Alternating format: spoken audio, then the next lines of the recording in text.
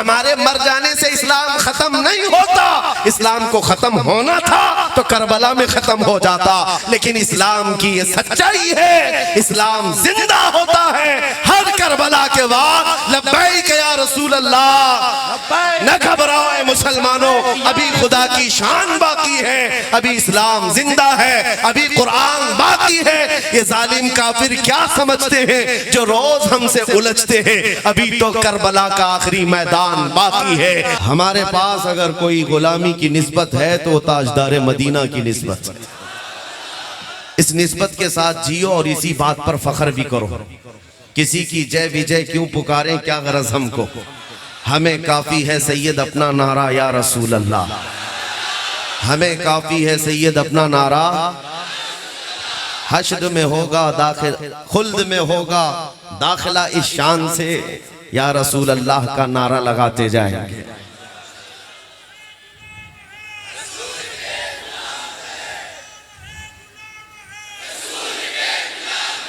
मेरे अजीजों, यही वो जज्बा है जो सफर की सारी थकान उतार देता है। यही वो मोहब्बतें हैं जो बीमार को सही करके खड़ा कर देती हैं। उम्मत मोहम्मदिया की इस बेदारी से दुनिया खौफजदा है, लर्जा बरंदाम है। दुनिया हमारी फौजी ताकत से नहीं डरती है। इसीलिए देखो, पेट्रोल मिसाइल रखने वाले हों, बड़े बड़े महकमे रखने वाले हों, वो पेट्रोल वाले और डीजल वाले, रियाल वाले हुकूमतों से नहीं डरते हैं। माजूर व्हील चेयर पर बैठने वाले लब्बैक कहने वाले से डरते हैं। ये भी तक सच बात है मेरे अजीज। दुनिया हमारी कुर्सियों से नहीं डरती है, बड़े बड़े मालदारों से नहीं डरती है। दुनिया को खौफ है तो उन कमजोरों से जो लड़खड़ाते कदमों में भी अपने नबी को पुकारते, इसलिए कि उनको पता है इनकी आवाज में और इनकी पुकार में इतना दम है, इतना दम है कि रब तबारक व तआला इनकी पुकार पर समंदरों में रास्ते पैदा कर देता। इनकी पुकार पर आंधियां अपना रुख मोड़ लेती हैं। दी अजाने कभी यूरोप के कलीसाओं में तो कभी अफ्रीका के तपते हुए सहराओं में। आ गया ऐन लड़ाई में गर वक्त नमाज, किबला रूहों के जमीन बोस हुई कौम हिजाज। ये हमारी तारीख में बता रहा हूँ, सहाबा इकराम, ताबईन निज़ाम, नबी पाक के गुलाम, जिनका हाल ये था दश्त तो दश्त है दरिया भी न छोड़े हमने, बहरे जुल्मात में दौड़ा दिए घोड़े हमने। एक ही सफ में खड़े हो गए महमूद अयाज, न कोई बंदा रहा न कोई बंदा नवाज। टल न सकते थे जंग में अगर अड़ जाते थे, पांव शेरों के भी मैदान से उखड़ जाते थे। हक से सरकश हुआ कोई तो बिगड़ जाते थे, अरे तेग क्या चीज है हम तोप से भी लड़ जाते थे। सुभान अल्लाह, बेशक ये हमारी तारीख है मेरे अजीजों। ये जज्बा दुनिया ये चाहती है कि दोबारा जिंदा ना होने पाए, दोबारा इनके अंदर बेदारी ना आने पाए। इसीलिए उन जुबानों को काटा जाएगा जो तुम्हें बेदार करना चाहती हैं। उन उलमा के गर्दनों में फंदे डाले जाएंगे, या तो खरीदा जाएगा या जेल में डाला जाएगा या तो उनको मार दिया जाएगा। ये तीन चीजें दुनिया हमेशा करती आई है जो कौम को बेदार करता है। ये जब मैं पढ़ रहा था उसी वक्त मेरे उस्ताद गिरामी ने मुझे बताया था, ये रास्ता बड़ा कठिन है, सोच समझ करके इख्तियार कर लेना। अगर इन तीनों चीजों से नबुर्दाजमा होने की ताकत रखते हो तो मैदान में उतर जाओ, और नहीं मसलहत के साथ जीना है तो फिर किसी सियासी नेता की जूतियां उठाकर जिंदगी भर आराम से रह सकते हो। हमने ये तय किया, हमने तारीख देखी है, जूतियां उठाने वाले 40-40 साल तक नौकरी करते रहे, बूढ़े हो गए तो उनको मार्गदर्शन में बिठा दिया गया, जाओ अब तुम्हारा काम नहीं है, पार्टी में तुम्हारा काम नहीं, नए लोग हैं। लेकिन हुजूर पाक की गुलामी में हमने देखा है जो जितना बूढ़ा होता है इज्जत बढ़ती चली जाती है। अल्लाह, बेशक यहाँ इज्जत बढ़ती चली जाती है, और मोहम्मद के गुलामों में तो बुढ़ापा आ ही नहीं सकता। क्या मेरे अजीजों, आपने यहाँ वो आंखें भी होंगी जिन्होंने ताजु शरिया को देखा होगा। 75 साल की उम्र में हुस्न जमाल का हाल ये था, 1 लाख नौजवानों को एक तरफ बिठाओ, आंखें उस तरफ नहीं जाएंगी, उस एक ताजु शरिया को देखना चाहिए। वजह क्या है? वो हुस्न पाउडर लाली मेकअप का नहीं था, वो कदम मुस्तफा से मिला हुआ। इसीलिए मेरे अजीजों, मैं जो बात कहने जा रहा हूं बड़ी जिम्मेदारी के साथ। जूनागढ़ की सरजमीन पर आने का बड़ा ख्वाब था, इसलिए कि यहां से हम वो ऐलान करें जिस ऐलान को सुनने के लिए बहुत सारे लोग इंतजार में होंगे। एक बात है, आज मैं ऐलान कर रहा हूं, मुझे हैरत होती है, मैंने पढ़ करके देखा इसी सरजमीन से बहुत पहले ही ऐलान हो चुका था। मैंने आज कच्छ की सरजमीन पर मिंबर से एक खिताब में ये कहा था, लोगों याद रखो, मेरा ये पैगाम पहुंचा दो, किसी मस्जिद में बुत रख देने से मस्जिद बुत खाना कभी नहीं बनती। मस्जिद में एक बुत रख देने से कोई मस्जिद बुत खाना नहीं बनती, क्योंकि तारीख में है तुमने एक रखा है, काबे में तो 360 रखे थे, तब भी काबा काबा ही था। काबे का न तवाफ रुका न हज रुका। ये तो हम आज कह रहे थे, लेकिन जूनागढ़ आने के बाद पता चला यहाँ तकरीबन 50 साल पहले मर्द कलंदर शहजादा आला हजरत की आवाज आ रही थी, तुम आए छठी बाजी, फिर हुई रौनक ताजी, काबा हुआ फिर काबा, कर डाला था बुत खाना, या रसूल अल्लाह तू शम्मे रिसालत है, आलम तेरा परवाना, तू माहे नबुव्वत है, ऐ जलवे जाना ना। ये वो आवाज है जो जूनागढ़ की पहाड़ियों से निकली थी। तारीख जिनको पता है वो मालूम है, सरकार मुफ्ती आजम हिंद रदी अल्लाह ताला अन्हु की जमीन है, उन्होंने उसको दूसरा बरेली बना दिया था, जहां आकर के वो ईद भी कर रहे हो, मुहर्रम भी कर रहे हो, शब बारात भी कर रहे हो। मेरे अजीजों, ये इनकी मोहब्बत आज यहाँ देखने को मिलती है। इंतकाल किए हुए 50 साल से का अरसा भी गुजर जाए, लेकिन इश्क की जो शमा उन्होंने रोशन की है वो अभी मध्यम नहीं हुई है, वो लौ अभी जल रही है। इसी लौ को बढ़ाने की थोड़ी सी और आप जिम्मेदारी उठा लें, फिर एक इनकलाब आएगा मेरे अजीजों, एक इनकलाब, एक रेवोल्यूशन आएगा। इसलिए कि मुझे पता है ये कौम अगर दोबारा किसी पर उठ सकती है तो वो सिर्फ और सिर्फ ताजदार मदीना के नाम पे उठती। सारे मसले मसाइल छोड़ दो, सारे मसले छोड़ दो, बहुत सारी मीटिंगें होती हैं, दानिश्वरों के सेमिनार होते हैं, इंटेलेक्चुअल कॉन्फ्रेंसें होती हैं, कौम मुस्लिम के हालात पर गुफ्तगू करते हुए, सियासत में हम कैसे आएंगे, क़यादत में हम कैसे आएंगे, एजुकेशन में कैसे बढ़ेंगे, खुराफात को कैसे निकालेंगे, नशा कैसे दूर किया जाएगा, आवारागर्दी, बेहयाई, इसको कैसे, शराब नोशी को कैसे दूर किया जाए। हजारों मसले हैं मेरे अजीजों, किस किस बात पर हम गुफ्तगू करें। एक उन्वान नहीं है, हजारों बीमारियां घर कर चुकी हैं। इसलिए हजारों बीमारियों का इलाज सिर्फ एक ही है कि मोहम्मद से वफा तूने, बेशक एक ही इलाज है। इसीलिए इसी उन्वान पर हम बार बार बात करते हैं। एक यहूदी आलिम था, उसने कहा था मैंने डबल पीएचडी की है मुसलमानों पर, डबल पीएचडी। और उस किस बात पर वो पीएचडी कर रहा है? उसने कहा मैंने 14 सेंचुरीज देखी, इनको कई मर्तबा तोड़ा गया है, मारा गया है, घर से निकाला गया, शहर भी जला दिया गया है, बहुत मर्तबा हुआ है, लेकिन जमाना गुजरता नहीं कि दरख्त के पत्तों से ज्यादा हरियाली इनके अंदर फिर से आती है। फिर ये जमा हुए, फिर मुत्तहिद हुए, इनकी टूटी बिखरी हुई बस्तियों से अजान की आवाज आज भी गूंजती है। बगदाद तोड़ कर रख दिया था चंगेज ने, हलाकू ने, गरनाता टूट गया था, मराकश बर्बाद था, कहां कहां वीरानियां नहीं आई। फिलिस्तीन में पिछले 70 साल से खून की होली खेलते हैं जालिम। लेकिन वो यहूदी कहता है हमने 1000 बार इस दरख्त को तोड़ा है, लेकिन इसमें हरियाली न कम हुई थी न कम होती है। इस बात पर मैं रिसर्च करते हुए 2 बार पीएचडी किया, डबल पीएचडी। किसी मुसलमान ने उससे पूछा कि नतीजा क्या निकला, आपके रिसर्च का रिजल्ट क्या है, आप किस रिजल्ट पर पहुंचे हैं? उसने कहा कि ये राज की बात है, मेरे थीसिस ये कहते हैं कि इनको जब भी मारा गया, कत्ल किया गया, इनके बच्चे मार दिए गए, इनकी औरतें लूट ली गई, इनके घर तबाह किए गए, मस्जिदें, माबदें, खानकाहें जलाई गई, सब हुआ है, लेकिन दोबारा इनको जमा करने वाला इनका नेता नहीं होता, दोबारा इनको जमा करने वाला इनका नेता नहीं होता, इनका सियासी शऊर नहीं होता। ये जब जब बिखरने के बाद दोबारा जिंदा हुए हैं, सिर्फ और सिर्फ नामे मोहम्मद पर जमा होते। हजारों इख्तिलाफात होते हैं, लेकिन ताजदारे मदीना के नाम पर सब इकट्ठा हो जाते हैं। अजीज़ान गिरामी वक़ार, ये खासियत हम नहीं बयान कर रहे हैं, गैरों ने हमें देखकर पहचान लिया है। इसीलिए 100 साल पहले अंग्रेजों ने यहाँ कहा था, ये फाका कश मौत से डरता नहीं, जरा रूह मोहम्मदी इसके बदन से निकाल दो। उन्होंने बहुत तड़पाया है मुसलमानों को, लेकिन बाद में उन्होंने देखा कि ये किसी से न झुकते हैं, न मरते हैं, न कटते हैं। रूह मोहम्मदी जब तक इनके दिलों में होगी ये फिर आबाद होते हैं। इसलिए ऐसी जमातें बनाई गई जो जगह जगह घूम घूम करके तुम्हारे ईमान को लूट सके, तुम्हारे इश्क रिसालत का कत्ल कर सके। वो चेहरे पर दाढ़ी भी रखे होंगे, टोपी भी सजाए होंगे, जुब्बे कुब्बे भी पहने होंगे, और गली गली आकर नमाज, हज, ज़कात, रोजे, अमाल की बातें करते करते तुम्हारे दिलों से इश्क मोहम्मदी को खत्म करना चाहते हैं। ये अंग्रेजों की बनाई हुई साजिशें थी, उनके बनाए हुए प्लान थे। 100 साल से वो इस बात पर अमल करते रहे।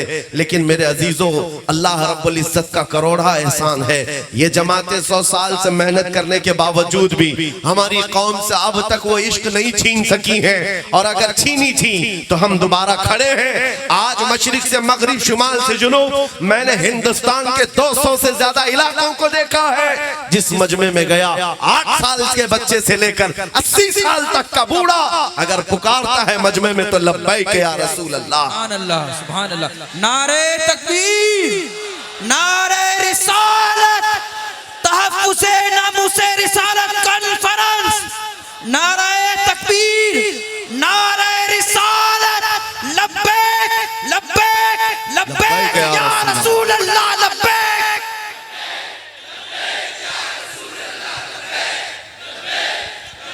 मेरे अजीजों, आपसे खिताब करना या जलसों से खिताब करना मैंने सिर्फ इसलिए इख्तियार किया है।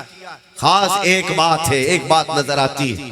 जानते हो, डॉक्टर जब किसी को बेहोश करता है, ऑपरेशन थिएटर में ले जाकर उसको दवाई के जरिए से या इंजेक्शन के जरिए से सुन्न किया जाता है, और थोड़ी देर के बाद डॉक्टर उसको चेक करता है पूरा सुन्न हुआ कि नहीं।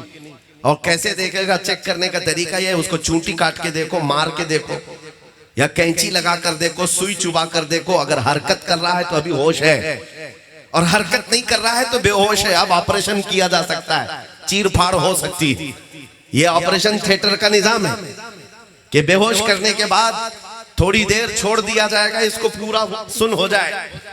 पूरी दुनिया में उम्मते मुस्तफा को बेहोश करने के लिए तुम्हें नशा दिया गया है बरसों से।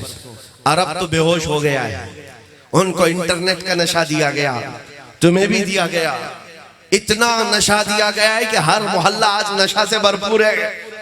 और उसके बाद अब दुनिया चेक करना शुरू कर चुकी है ये पूरे बेहोश है या नहीं।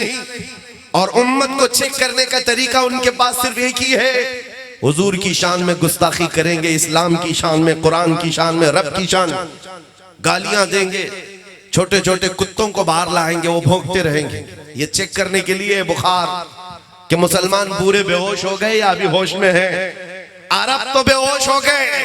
खुदा का करोड़ा एहसान है, हिंदुस्तान बेहोश नहीं हुआ। हिंदुस्तान का मुसलमान बेहोश नहीं हुआ।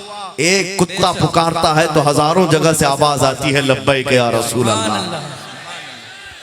मेरे अजीजों, आज उलमा हमारी मोहब्बत में कहते हैं, हमने उस पाखंडी को जवाब देने के लिए ललकारा था, लेकिन मेरा ये विजदान है, एक सलमान अजहरी नहीं है, हर मुसलमान के घर में हर बच्चा सलमान अजहरी है। या और बात है, किसी की आवाज पहुंचती है और किसी की आवाज उसके घर तक है। लेकिन तुम्हारे जज्बों की मैं कदर करता हूँ। मुझे पता है 2 साल पहले जब दिल जल रहा था, एक कुत्ता भौंकता था हुजूर की शान में, दिल ये करता था अब डिबेट नहीं किया जाए, मुनाजरा नहीं किया जाए, मुकालमा नहीं किया जाए, आ जाओ सीधे मैदान में आमने सामने बात की जाए, तुम भी हक को पहचानने के लिए देख लो। ये हमारे जज्बे थे। लेकिन मेरे अजीजों, कोई प्लानिंग, कोई मंसूबा बंदी नहीं थी। एक नौजवान रमजान के मौके पर मेरे पास आया था, हिप्पी कट है, फटी जीन्स है, टैटू बनाया हुआ, कान में बाली, देखते ही लगता है आवारा है, कोई अवबाश है। लेकिन आकर शर्मते हुए उसने कहा था, झिझकते हुए, मुफ्ती साहब एक बात करनी है आपसे। कहा बता बेटा क्या है? उसने कहा सुना है आप दिल्ली जा रहे हैं, आग में कूदने की बात किए हैं। मैंने कहा तुझको इससे क्या लेना देना है, तू क्या चाहता है? कहा मैं गुनहगार बहुत हूँ, लेकिन जब हुजूर पाक की मोहब्बत की बात में आप जा रहे हैं, पहले आप नहीं कूदेंगे, मुझे आगे कर देना। अगर जलना हो तो मैं जल जाऊंगा, हुजूर के नाम पर मैं जाने को तैयार हूँ। सच बताता हूँ मेरे अजीज हो, आंखों से उस दिन आंसू आ गए। इस उम्मत को हमने देखा है, ये गुनहगार तो हो गई है, लेकिन नबी की गद्दार नहीं है। नारे तकबीर, नारे रिसालत, लब्बैक या रसूल अल्लाह। जब तक ये जज्बा तुम्हारा होगा, हमारी जिंदगी हुजूर के लिए है, तो फिर मेरे अजीजों बड़ी बड़ी ताकतों से तुम्हें डरने की जरूरत नहीं। हालात चाहे जैसे भी हो रहे हो, गुजर जाएंगे। चांद को भी गहन लगता है, लेकिन जब चांद का गहन छटता है तो फिर आबो ताब के साथ चमकता है। आज अगर इस जमात को गहन लगा है, आप क्या समझते हैं कामयाबी और तरक्की सिर्फ हुकूमत पर बैठने का नाम है? तख्त हासिल हो गया तो यही कामयाबी है? नहीं, कामयाबी अगर तख्त का ही नाम है तो क्या फिरौन बड़ा कामयाब आदमी है? नमरूद बड़ा कामयाब आदमी है? नहीं, सिर्फ तख्त पर बैठने का नाम कामयाबी नहीं है। इज्जत व वक़ार के साथ रब तबारक व तआला तुम्हें बेनियाज बनाकर रखा है। गैरों के सामने तुम्हारा सर नहीं झुकता रोटी कपड़े के नाम पर, तो सबसे बड़ी इज्जत तुम्हारे पास है, तुम्हारे पास है। आज भी अल्हम्दुलिल्लाह हमारा ये यकीन है, इस कौम को अगर कोई झुका सकता है तो सिर्फ एक ही नाम पर, जब अल्लाहु अकबर कहा जाए तभी ये कौम झुकती है, वरना किसी के बाप के नाम पर कभी भी नहीं झुकती। हकीकत है या नहीं? मस्जिदों में जाओ, कोई इमाम अपने बाप का नाम लेकर झुका पाएगा आपको? कहे अपने बाप के नाम से रुकू में चलो, सजदे में चलो, कोई नहीं जाएगा। लेकिन एक छोटा बच्चा भी हाफिज कुरान अल्लाह का नाम लेकर झुकाए तो बड़ा बड़ा मालदार भी सजदे में चला जाए। ये हमारी खासियत है, ये स्पेशलिटी है। ये मैं उनको सुनाना चाहता हूँ जो दौलत का लॉलीपॉप दिखा करके और 10 साल की हुकूमत का लॉलीपॉप दिखा करके कहे आ जाओ चरणों में सर रख लो, सब तुम्हारा है। ऐसे हालात हमने बहुत देखे हैं, बहुत देखे हैं। तुम्हारे पास वो आ सकता है जो पहले से गद्दार हो, जो नबी का वफादार है, तुम्हारे ये करोड़ों की ठोकर मारकर ये ऐलान तुम्हारे सर पर चढ़ करके कहेगा अपना सब कुछ गुंबद खजरा कल भी था और आज भी है, मेरे नबी से मेरा रिश्ता कल भी था और बतला दो गुस्ताख नबी को गैरत सुन्नी जिंदा है, उन पे मर मिटने का जज्बा कल भी था और ये यकीन के साथ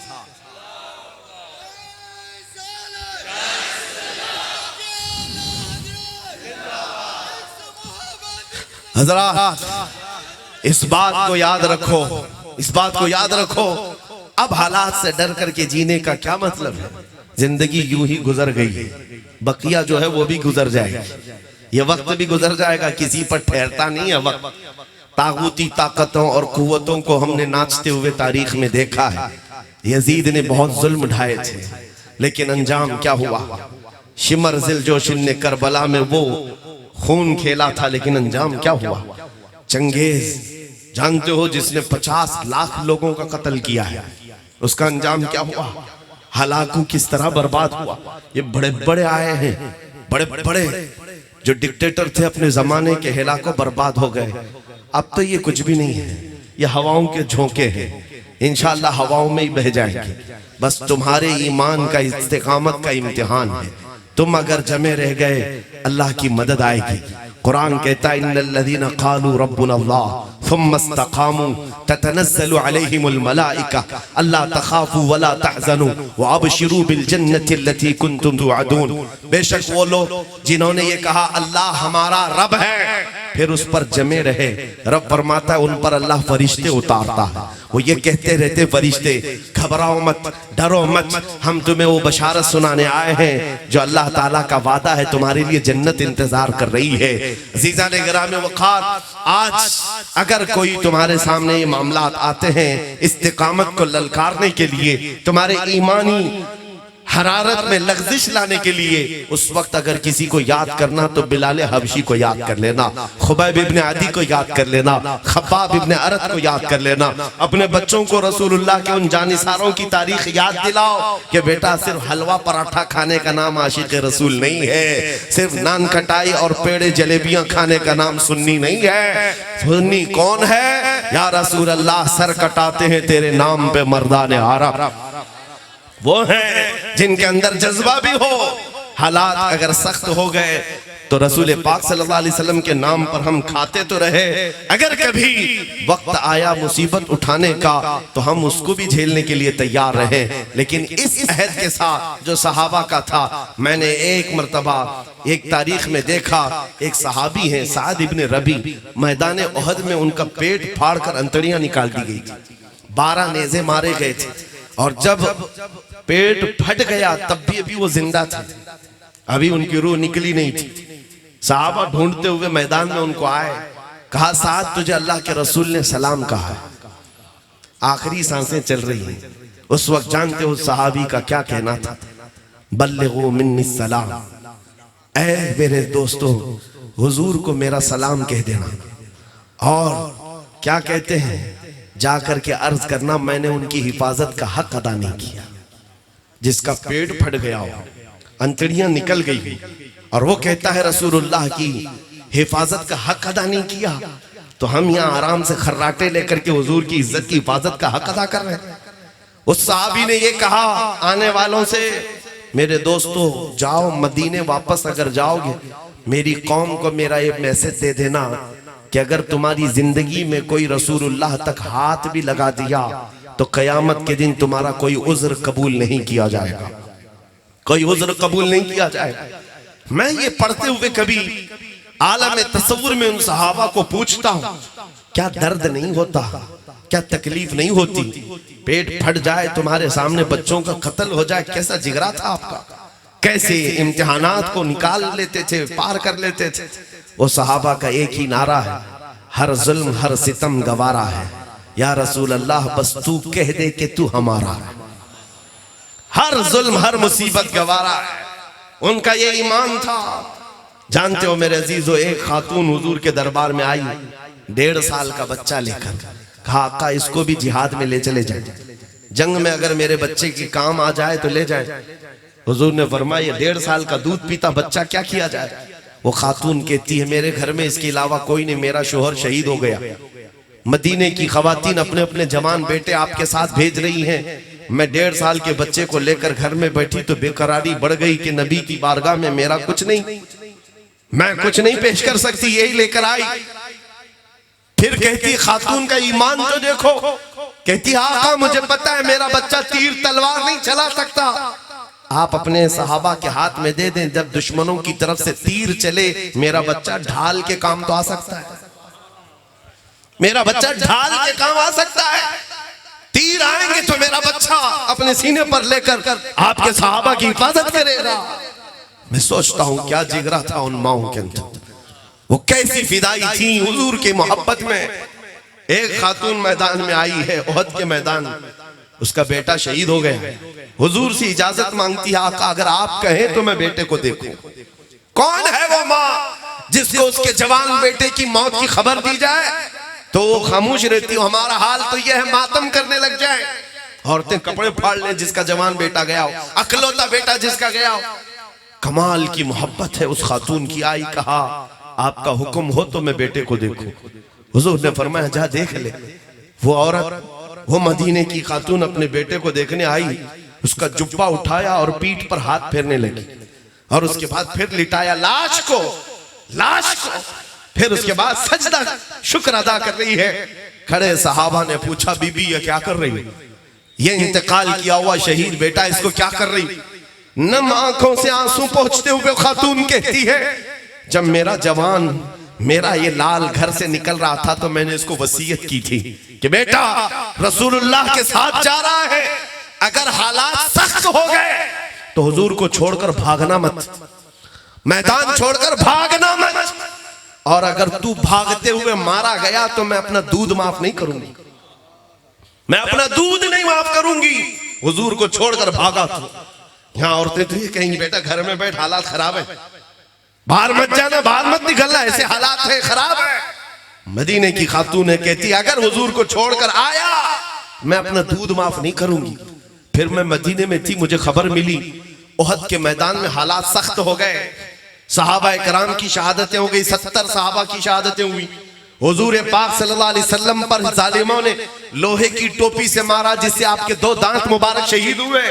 ये खातून कहती मैं बड़ी बेकरार थी, जब उहद के मैदान में हालात बेकाबू हो गए हैं, मुसलमानों को शिकस्त हुई है, तो कहीं मेरा बेटा मैदान छोड़कर भागा तो नहीं। मैं मदीने से भागती हुई आई, लेकिन बीच रास्ते में ही मुझे खबर दी गई कि नहीं तेरा बेटा भागा नहीं, शहीद हुआ, इंतकाल कर गया। वो खातून कहती फिर भी मुझे इत्मीनान नहीं था कि कहीं भागते हुए तो नहीं मारा गया, छोड़कर जा रहा था, भागते हुए तो नहीं मारा गया। मैं मैदान में आकर सबसे पहले अपने बेटे के जुब्बे को उठाकर पीठ इसलिए सहलाकर देख रही थी कि कहीं दुश्मनों ने पीछे से तीर मार करके तो नहीं इसको खत्म किया है। फिर मैंने शुक्र का सजदा इसलिए अदा किया, मेरे बेटे की पीठ पर एक भी जख्म नहीं है, जितने जख्म खाया है सब सीने पर लेकर खाया है। मेरा बेटा हुजूर की मोहब्बत में शहीद हुआ है, अल्लाह का बड़ा करम एहसान है। उनका ये नारा था जान दी हुई उसी की थी, हक तो ये है कि हक अदा ना हुआ। अजीजा ने गिरामी वक़ार अपना एहतसाब करो, हमने हुजूर की मोहब्बत में क्या पेश किया है, कौन सी चीजें पेश की हैं। क्या मीलाद में एक मर्तबा झंडियां लगा देना, कुमकुमे लगा देना, लाइटिंग कर देना, या हुजूर की मोहब्बत के हक अदा करने की बात है। आज तो हम तुम्हारी गर्दनों का नजराना भी नहीं पूछ रहे, बात तो सिर्फ इतनी है कि जब कुत्ते भौंक रहे हो हुजूर की शान में और हुजूर के अखलाक को खत्म करने की बात आ रही हो, और उस वक्त हमारा नौजवान रात भर पबजी खेलता है, उस वक्त रात भर हमारा बच्चा इंटरनेट पर अपने वक्त गुजारता है, तो दर्द तो होता है मेरे अजीजों, दर्द तो होता है। तुम्हारे घर को आग लगाई जा रही है और तुम मुजरे करने पर बैठे हो टिकटॉक पर। यह कैसी जिंदगी है? क्या ये जेब देता है किसी के घर से जनाजा निकल रहा हो और वो नाच गाने कर रहा हो, भंगड़े में मसरूफ हो? ये पूरी दुनिया में अखलाकी नहीं कहा जा सकता। इसलिए मैं आपसे कहता हूं, जगह जगह के थक चुके हैं तुम्हें ये हंगामे, उठो नशाते लज्जते खाबे गिरा बदल डालो। गलत रवि से मनाजिल का बौद बढ़ता है, मुसाफिरों रविशे कारवां बदल डालो। उठो वो गरना हश्र न होगा फिर कभी, दौड़ो के जमाना चाल अपनी चल गया। आज उनको जुर्रत इतनी इसलिए हुई है कि तुमको देखा है कि तुम्हारे दिल के अंदर मध्यम सी बातें आ गई हैं, तुमने हुजूर पाक के अखलाक को अब हल्के में लेना शुरू कर दिया है, कवानीन इस्लाम को हल्के में लेना शुरू कर दिया है। तो भोंकते भोंकते यहाँ तक आ गई बात, अब न हमारी मस्जिदें महफूज, न खानकाहें महफूज, न हमारे मीनारों मिंबरों में हराब महफूज, न हमारी दाढ़ियां, न हमारी टोपियां, न हमारी बच्चियों के बुर्के, कुछ नहीं महफूज रहा। इसका जिम्मेदार कौन है? तारीख तो हिंद की ये बताती है, 4 औरतें हज के लिए जा रही थी, 90 हिजरी की बात है। राजा दाबिर सिंह के गुंडों ने उन 4 औरतों को गिरफ्तार करके उनका माल लूटा था और उनको उनके साथ इस्मत दरी की थी। वो खवातीन हिंद की रहने वाली हिंदुस्तान की आवाज लगाई, कोई है हमारा भाई जो हमारी इज्जत को बचाए। अरब के तिजारत करने वाले यहाँ आए थे, उन्होंने इन औरतों की आवाज सुनी और जाकर के वक्त के गवर्नर हज्जाज बिन यूसुफ के पास ये रिपोर्ट पेश कर रहे थे, हिंदुस्तान में एक राजा के गुंडों ने हज पर आने वाली औरतों को गिरफ्तार करके इज्जत लूटी है। ये सुनता हुआ एक 19 साल का जवान गुजर रहा था जिसका नाम तारीख में मोहम्मद बिन कासिम है, खड़ा हो गया, कहा लब्बैक या उख्ती, ऐ मेरी बहन मैं हाजिर हूं तेरी मोहब्बत की, तेरी इज्जत की हिफाजत के लिए। उसके बाद जानते हो इस हिंदुस्तान में सबसे पहले 10,000 का लश्कर लेकर आने वाला कोई और नहीं, 19 साल का जवान मोहम्मद बिन कासिम था, अपनी बहन की लूटी हुई इज्जत को बचाने के लिए आया था। और जब आया, आज वह इलाका सिंध में है, आते ही राजा दाबिर सिंह को उसने मुखातब करके कहा था, छोड़ दे उन खवातीन को, पकड़ ले उन गुंडों को जिन्होंने इज्जत पर हाथ डाला है। उसको घमंड था, नशा था। राजे ने कहा ये एक छोटा लड़का मुझे ललकार रहा है, मुझे तू जानता नहीं मेरी ताकत का हाल क्या है। मोहम्मद बिन कासिम ने कहा अगर तुझे तेरी ताकत का नशा है तो आजा मोहम्मद अरबी के गुलाम को भी एक बार देख ले, इसलिए कि तेरी सरजमीन ने अभी देखा नहीं है नबी के गुलाम होते क्या है। फिर जंग हुई थी, पहली जंग है। 3 दिन के अंदर उस 19 साला जवान ने उसके छींटड़े उड़ाकर रख दिए थे। फौज तितर-बितर हो गई। राजा दाबिर सिंह गिरफ्तार हुआ, गुंडे पकड़े गए थे। उन खवातीन की इज्जत को बचाने वाला वो जवान आजाद किया। परचम इस्लाम इस सरजमीन पर सबसे पहले लहराने वाला। मैं पूछता हूं नौजवानों, हमारी जिंदगियां 25 साल 40 साल की हो गई, हमारी बच्चियां जो इज्जत और आबरू की लुटी हुई है वो पुकारती रह गई, हमारे कानों में जूं तक नहीं रेंगती। वो दौर कैसा था, वो 4000 किलोमीटर दूर से चला आया था अपनी बहन की इज्जत की हिफाजत के लिए, और आज पड़ोस में भी लुट जाए तो तुम तो गेम खेलने में मसरूफ रहो। हालात को बदलो मेरे अजीजों, एहसास जब बेदार होता है इनकलाब खुद ही आ जाता है, इनकलाब खुद आता है।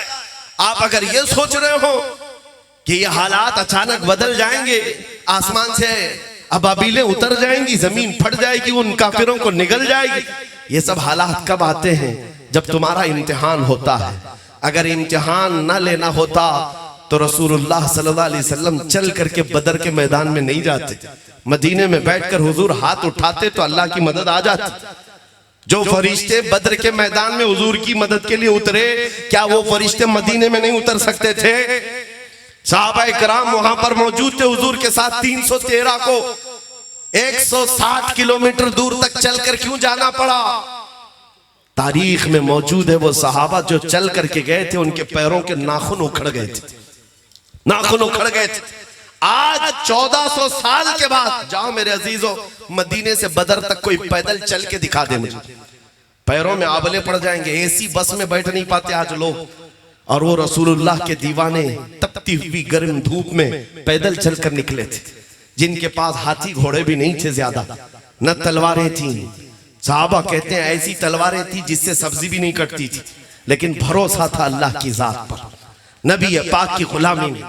बहुत बदर के मैदान में पहुंचकर मेरे आका ने फरमाया था सहाबा, तुम में से कोई लौटना चाहे तो यहां से लौट जाए, ये मक्का वालों का हमारा मामला है। अंसार भी आ गए थे मदीने के, तुम्हारा मामला नहीं है, तुम जा सकते हो।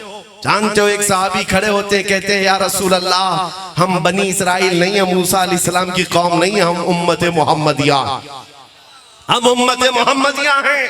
आका आप तो मदीने से बदर तक ले आए, अगर आप यमन तक भी ले जाते तो हम पीछे मुड़कर नहीं देखते।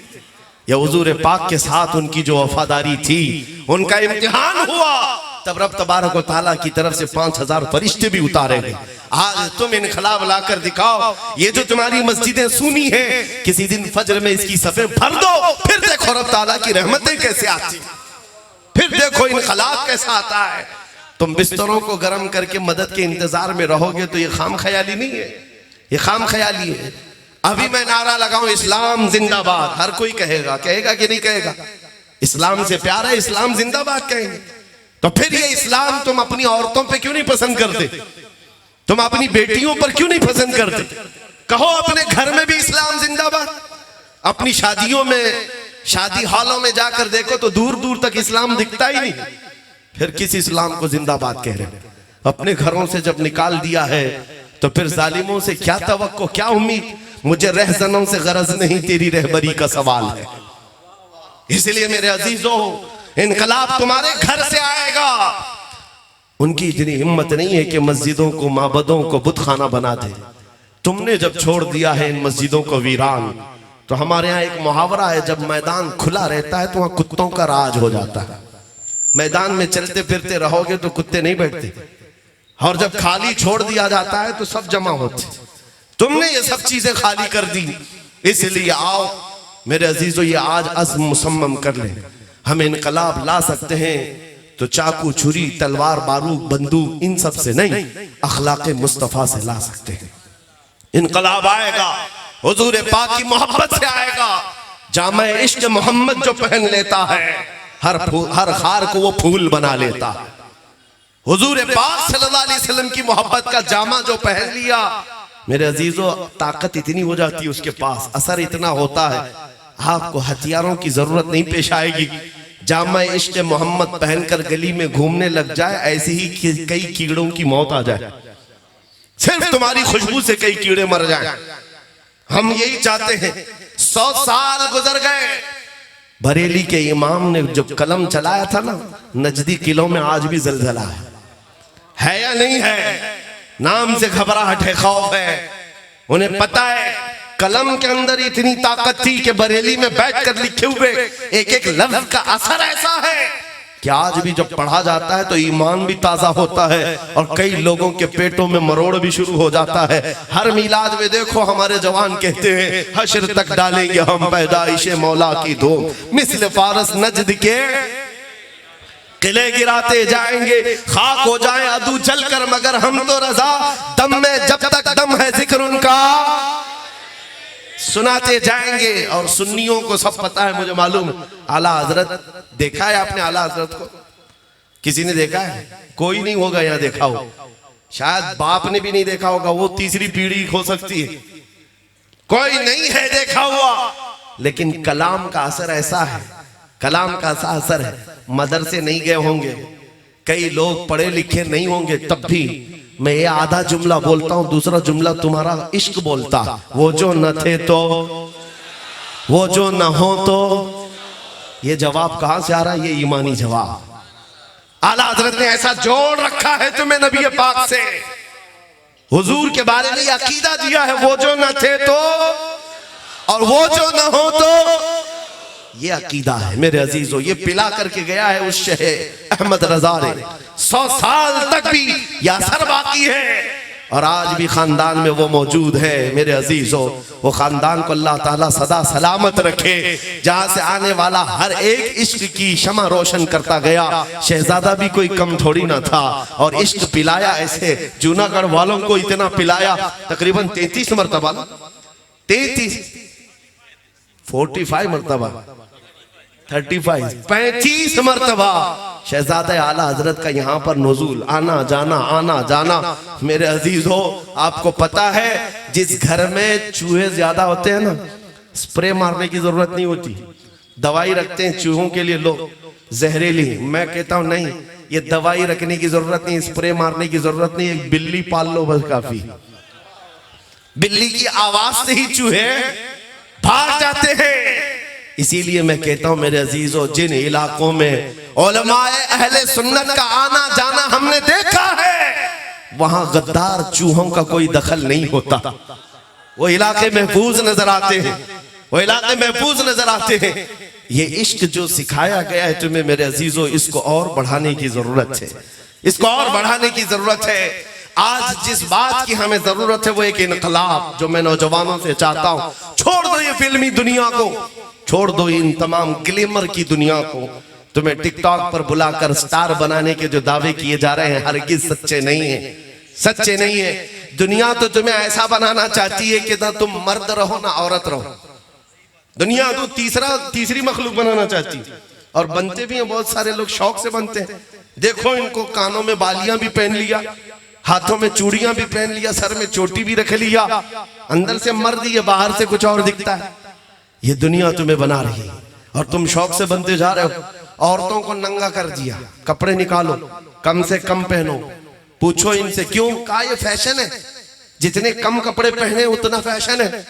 तो हम तो ये कहते हैं इसके एतबार से देखा जाए तो भैंस सबसे ज्यादा फैशनेबल है, वो कुछ भी नहीं पहनती, कुछ भी नहीं पहनती। जानवर बना रहे और फैशन कह रहे हो, पूरे जिस्म की नुमाइश ये फैशन है।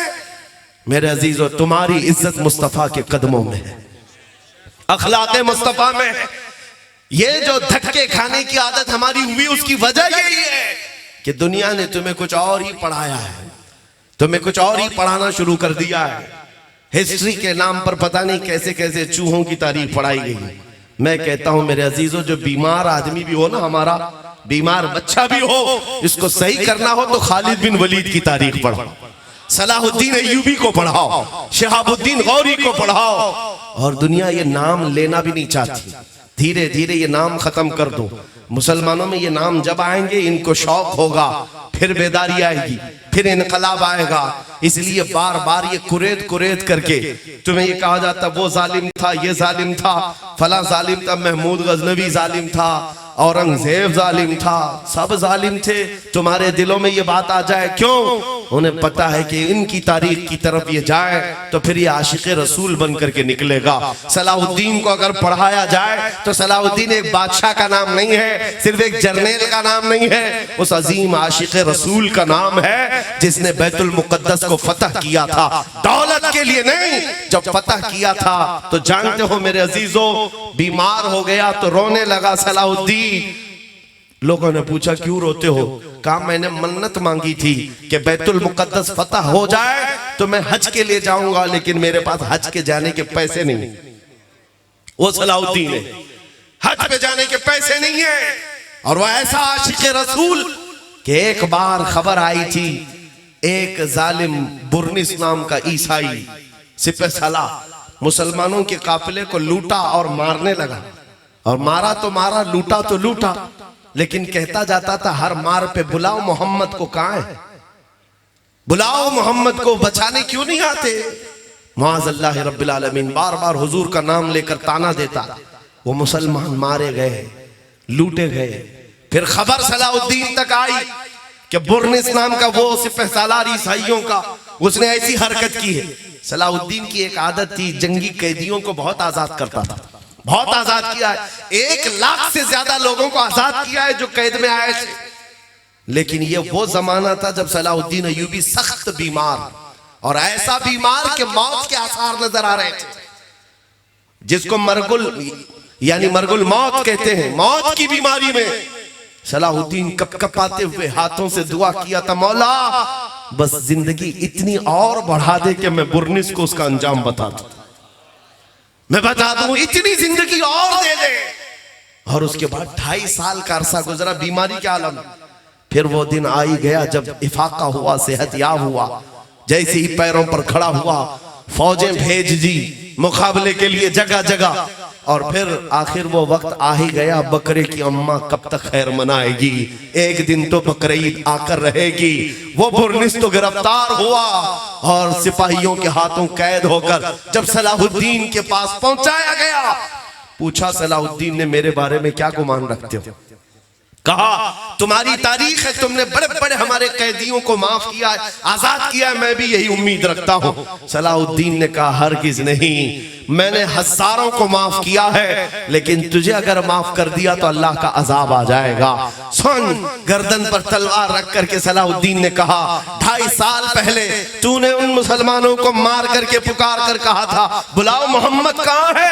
देख मोहम्मद रसूलुल्लाह ने मुझे भेजा है तेरी गर्दन लेने के लिए। अजीजान गिरामी वक़ार, उस आशिक रसूल की जिंदगी पढ़कर आंखें उस वक्त भीग जाती हैं। बुर्निस को तो उसके अंजाम तक पहुंचा दिया, लेकिन उसके बाद लड़खड़ाते कदमों से पहले बिस्तर पर आकर सो गया। उनके खादिमे खास कहते हैं 2.5 साल तक बीमारी के आलम में एक दिन भी, एक रात भी सलाहुद्दीन पैर फैलाकर बिस्तर पर नहीं सोया, मट्टी पर सोता था।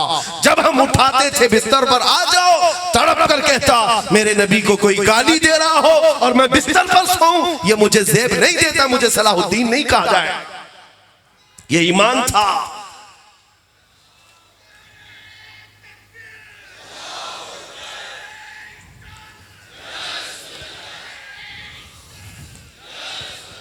अज़ीज़ान गिरामी वक़ार, मैं तारीख बहुत सारी चीजें आपके सामने सिर्फ इसलिए रखता हूं कि कामयाबी हमने देखी है सिर्फ और सिर्फ तुम्हें नबी पाक के कदमों से वाबस्तगी में है। अपने दिल का है उन्हीं से आराम, सौंपे हैं सब उन्हीं को काम। लो लगी है कि उस दर के गुलाम चाहे दर्दे रजा करते हैं। आओ बरेली के इमाम ने 100 साल पहले जो दावत दी थी कौम को, वो दावत मैं तुम्हें देता हूँ। सुना जंगल रात अंधेरी, छाई बदली काली है, सोने वालों जागते रहियो, चोरों की रखवाली है। आंख से काजल साफ चुरा ले, या वो चोर भला के हैं, तेरी गठरी ताकी है और तूने नींद निकाली है। इस दुनिया का हाल ये है, शहद दिखाए जहर पिलाए, कातिल डाइन शोहर कुछ, इस मुर्दार पे क्या ललचाए। दुनिया देखी भाली है। आज तुम्हें जो लॉलीपॉप दिखाए जाते हैं ये वो शहद है जो हकीकत में जहर है। बुलाया जाता है आजा मेरे पास, दरबार में आजा, तुझे इज्जत दी जाएगी। उसकी गुलामी छोड़ दे, इसकी पार्टी छोड़ दे, सख्ता हमारे पास है, ताकत हमारे पास है। इन दर बदलू लोगों ने तो हमें बहुत कुछ सिखा दिया। जो रोज बदलते हैं ना, इनसे पूछो जाकर के मियाँ अभी तो कल आप उस पार्टी में थे, आज यहाँ आ गए। वो कहेंगे नहीं, सकता यहाँ है, हुकूमत यहाँ, यहाँ रहोगे तो फंड भी मिलेगा, काम भी होगा, पैसा भी होगा। तुमने बहुत अच्छी बात सिखाई है, जिसके पास ताकत होती है उसके पास जाने में फायदा होता है। तो सुनो कान खोलकर, हम सुन्नियों का मिजाज ये है, हम ताकत और कुव्वत का मालिक 5 साल वालों को नहीं समझते, उस हसीन गुंबद खजरा के मालिक को जहां में उनकी चलती है। वो दम में क्या से क्या कर दे, जमीन को आसमां कर दे, सुरैया को सरा कर दे।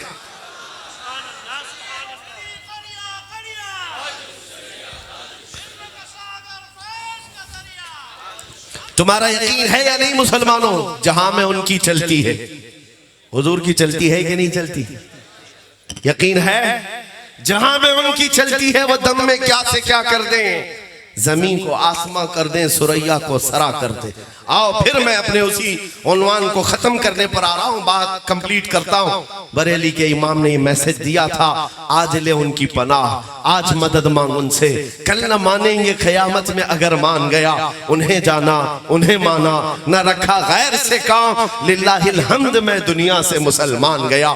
इज्जत नबी पाक के पास है, इसीलिए मैंने कहा है हमारी जिंदगी हुजूर के बगैर कुछ नहीं है। न हमारी नमाज कंप्लीट, न हमारी अजान मुकम्मल, न हमारी शादियां मुकम्मल। हुजूर का नाम निकालो, कुछ नहीं बचेगा, वो जो न हो तो। और कब्र में भी 2 सवालों का जवाब बहुत लोग दे देंगे। तेरा रब कौन है? अल्लाह है। तेरा दीन क्या है? इस्लाम है। लेकिन तीसरे सवाल पर बहुत सारे अपोजिशन वाले अटक जाएंगे, और जब फरिश्ते पूछते हैं उनसे क्या कहकर पूछते हैं? हुजूर को दिखाकर पूछते हैं, हुजूर को दिखाकर पूछते हैं। कब्र में हुजूर पाक सल्लल्लाहु ताला अलैहि वसल्लम कब्र में होंगे, फरिश्ते उनको दिखाकर पूछेंगे, ये नहीं पूछेंगे तेरा रब कौन है, तेरा दीन क्या है, ये कौन है नहीं पूछेंगे, ये कौन है ये नहीं पूछेंगे, बल्कि ये पूछेंगे इनके बारे में क्या कहता था। कौन है तो हर कोई बोलेगा ये आका है, मौला है। मरने के बाद तो हर एक की अकल ठिकाने पर आ जाए, हुजूर को देखने के बाद सब समझ में आ जाए। अरे वफात के बाद की बात है, मौत से पहले फरिश्तों को देखता है तभी उसकी पीली गीली होती है, सबको पता चल जाता है कि क्या होने वाला है। और मौत के बाद तो हुजूर को देखने के बाद इनकार कौन करे? लेकिन फरिश्ते उस वक्त कब्र में ये नहीं पूछ रहे होंगे ये कौन है, ये कौन है, नहीं, ये पूछेंगे बता क्या कहता था। मा कुंत तक़ूलु फी हक़्क़ि हाज़ा रजुल, ये इस्तिमरार का सेगा है अरबी में। पूछा जाएगा क्या कहता था दुनिया में, अब क्या कहता है ये छोड़, अब क्या कहता है छोड़, क्या कहता था। मेरे अजीजों, सुन्नी गदा मचल कर कहेगा मुनकर नकीर से, अब तो पाए नाज से ऐ फरिश्तों क्यों उठो, अरे मर के पहुंचा हूं यहाँ इस दिलरुबा के वास्ते। नारे तकबीर, नारे रिसालत, लब्बैक लब्बैक लब्बैक या रसूल अल्लाह, लब्बैक लब्बैक लब्बैक या रसूल अल्लाह, लब्बैक लब्बैक लब्बैक या रसूल अल्लाह, लब्बैक लब्बैक लब्बैक या रसूल। कब्र का जब ये हाल है, कब्र का जब ये हाल है, बखुदा खुदा का यही है दर, नहीं और कोई मफर मकर, जो वहां से हो यही आके हो, जो यहाँ नहीं तो वहां नहीं। जो हुजूर के पास नहीं है वहां भी कुछ नहीं है उसका मकाम। हश्र के मैदान में भी देखा है, जाओगे कहां कहां जाओगे, जाओ आदम अलैहिस्सलाम से लेकर ईसा अलैहिस्सलाम तक, हर नबी का यही फरमान होगा, इज़हबू इला गैरी, जाओ मेरे अलावा किसी और के पास। एक ही तन्हा शख्सियत है जो कहेगी आजा मेरे पास, मैं शफाअत के लिए बैठा हूँ, वो मोहम्मदुर रसूलुल्लाह की जात है, जिनके लब पर अना लहा होगा। इसी को कहते हैं बरेली के इमाम, खलील नजी मसीह सफी सभी से कही कहीं न बनी, खलील नजी मसीह सफी सभी से कही कहीं न बनी, ये बेखबरी की खल्क फिरी कहां से कहां तुम्हारे लिए। या रसूल अल्लाह, दहन में तुम्हारे लिए, बदन में है जान तुम्हारे लिए, हम आए यहाँ तुम्हारे लिए, उठे भी वहां जिना में चमन, चमन में समन, समन में फबन, फबन में दुल्हन, सजाए मेहन पे ऐसे मिनन। ये अमनो अमा तुम्हारे लिए, जमीनो जमा तुम्हारे लिए, मकीनो मकान तुम्हारे लिए, चुनीनो चुना तुम्हारे लिए, बने दो जहां तुम्हारे लिए। ये सिर्फ एक नाच नहीं, एक अकीदा है सुन्नियों। तुम्हें दुनिया बार बार ये कहती है हमारी लाइफ है, हमें अपनी मर्जी से एंजॉय करना चाहिए, लेकिन बरेली का इमाम कहता है तुम्हारी लाइफ नहीं है, तुम्हारी मर्जी से नहीं जीना है। जिंदगी ये नहीं किसी की किसी के लिए, जिंदगी है नबी की नबी के लिए। ना समझ मरते हैं जिंदगी के लिए, जीना मरना है सब कुछ नबी के लिए।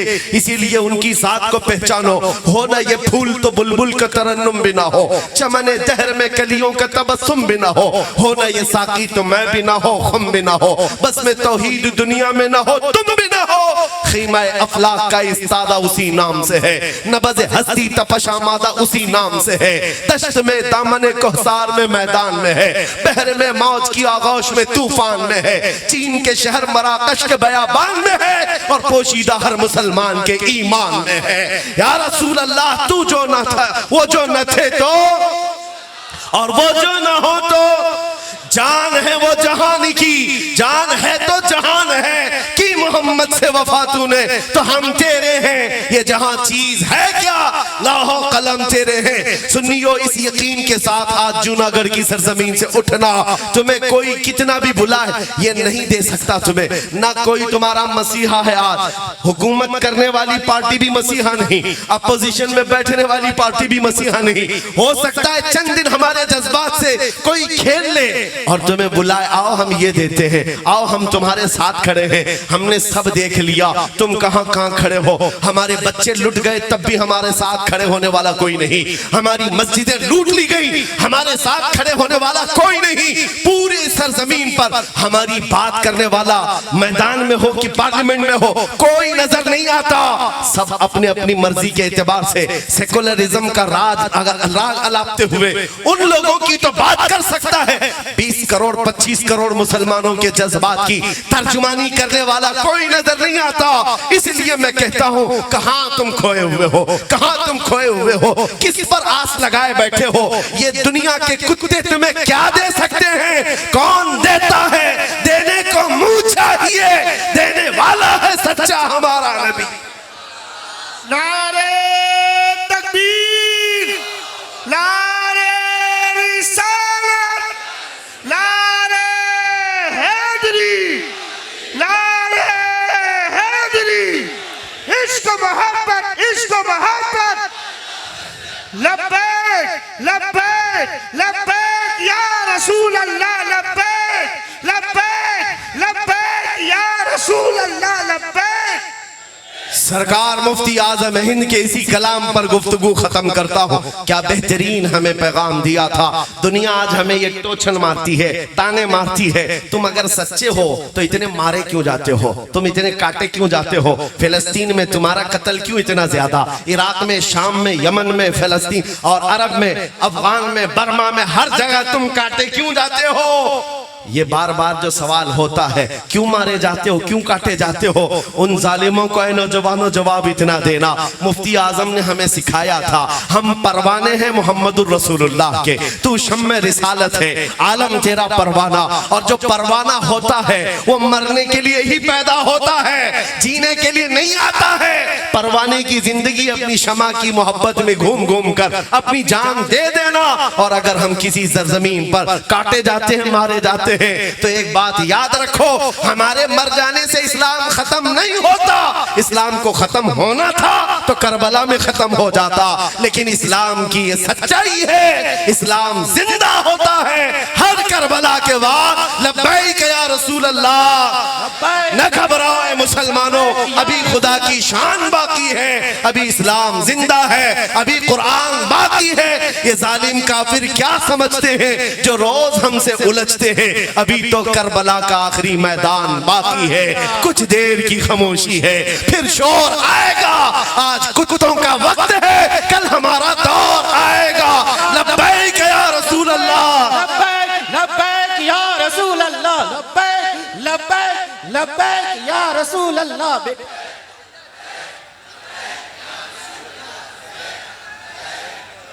या रसूल अल्लाह लब्बैक लब्बैक लब्बैक या रसूल अल्लाह।